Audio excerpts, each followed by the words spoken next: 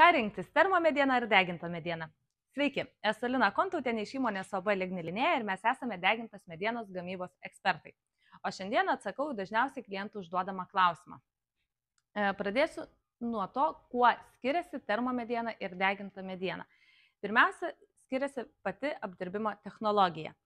Termomediena yra kaitinama iki 220 laipsnių, tuo metu yra iškaitinama celiuliozė, mediena tampa nebegyva, joje nesiveisia kirvarpos, grybeliai, pelėsiai ir visi kiti dalykai, ir mediena tampa praktiškai nevaikštanti, kas yra didelis pliusas, kalbant apie apskritai medienos apdailą.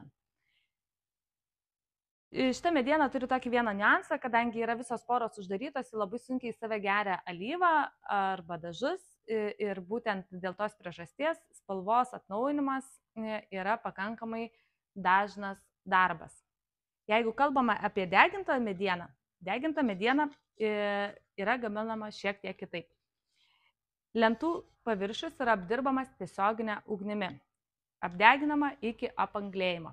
Jeigu įsivaizduojate, kaip atrodo anglis arba malkos jūsų krosnyje, tai būtent taip atrodo ir šitos lentos pirmoje stadijoje. Vėliau mes nestabilę anglį nušukuojame, ko pasekoje išryškėja rievės, šakos, atsiveria šokančių šakų paveikslas. Na ir žinoma, tam, kad namas atrodytų išskirtinis ir teiktų jums džiaugsmą, yra padengiama specialiomis alyvomis, kurios yra su spalva, nes būtent spalva apsaugo lentas nuo UV spindulių. Na ir spalvą galite pasirinkti pagal poreikį. Tokios lentos dažniausiai montuojamos ant namo fasado ir sumontavus tokias lentas turite gyvą šokančių šakų paveikslą. Termomediena bus lygi ir švelni. Lentelių tarnavimo laikas yra analogiškas tiek vienų, tiek kitų. Kiek ilgai tarnauja spalva ir kaip atnaujinti, papasakosiu kitame video.